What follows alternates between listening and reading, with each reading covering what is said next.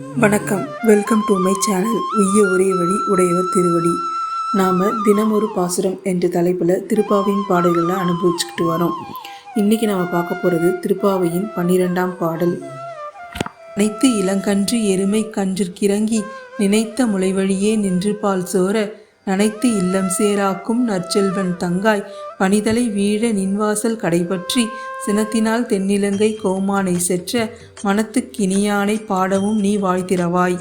இனிதான் எழுந்திராய் ஈதென்ன பேருறக்கம் அனைத்து இல்லத்தாரும் அறிந்தேலோர் எம்பாவாய். ஆண்டாள் நாச்சியார் நமக்கு அருளிச் செய்த 12வது பாசுரம். இந்த பாசுரத்திலையும் ஆண்டாள் தன் தோழியை எழுப்புவதாகத்தான் அமைந்திருக்கும். அவ்வாறு எழுப்பும் பொழுது ஒவ்வொரு நாளும் ஒவ்வொரு தகவலை நமக்கு சொல்கிறாள். முதல்ல 2 வரிகளுக்கான அர்த்தத்தை பார்ப்போம். கனைத்த இளம் கற்றெருமை கன்றிற்கிறங்கி நினைத்து முளைவழியே நின்று பால் சோர. கன்றுக்குட்டியை நினைத்து கொண்டு வாழக்கூடிய எருமை மாடு தன் கன்றுக்குட்டியை நினைத்த உடனேயே தாய்மையின் மிகுதியால் பால் சுரந்து வழிகின்றதாம். அந்த பால் என்னவாக ஆகின்றதாம் அடுத்த வரிகளில் சொல்றாரு பாருங்க. நனைத்து இல்லம் சேராக்கும் நற்செல்வன் தங்காய் பனிதலை வீழ் நின்று வாசல் கடைபற்றி. அப்படி சொரிந்த அந்த பால் அந்த வீட்டினுடைய வாசலை சேராக மாற்றுகின்றதாம். அப்படி சேராக உள்ள வாசலை நின்றுதான் உன்னை கூப்பிட்டு கொண்டு இருக்கிறோம். அந்த பனியெல்லாம் எங்கள் தலையில் விழ நாங்கள் உன் வாசலை நின்று கொண்டிருக்கிறோம், எழுந்து வா என்று தன் தோழியை கூப்பிடுகிறாள். அடுத்த வரிகளில் பார்ப்போம். சினத்தினால் தென்னிலங்கை கோமானை செற்ற மனத்துக்கினியானை பாடவும் நீ வாழ்த்திரவாய்.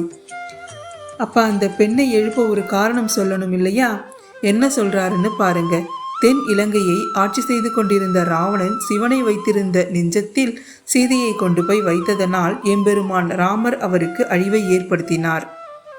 ராவணனை கொன்றுவிட்ட ராமருக்கு பிரியமான நாமங்களை எல்லாம் சொல்லி அந்த பெருமாளை நாம் வணங்க வேண்டும். ஆகவே ஏ பெண்ணே நீ எழுந்து வா அப்படின்னு அழைக்கிறாள். சீதையின் மனத்துக்கு இனியவனான ராமனின் புகழை பாட வேண்டும். ஆகவே எழுந்து வா பெண்ணே என்று அழைக்கிறாள். அடுத்த வரிகளின் அர்த்தத்தை பார்ப்போம். இனிதான் எழுந்திராய் ஈதென்ன பேருறக்கம் அனைத்து இல்லத்தாரும் அறிந்தேலோர் எம்பாவாய். ஏ பெண்ணே நீ உறங்கியது போதும், இனியாவது எழுந்திரு.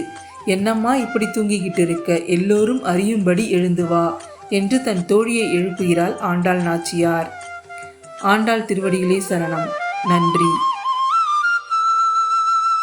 இந்த வீடியோ உங்களுக்கு பிடிச்சிருந்தா லைக் பண்ணுங்க, ஷேர் பண்ணுங்க, மறக்காம சப்ஸ்கிரைப் பண்ணுங்க.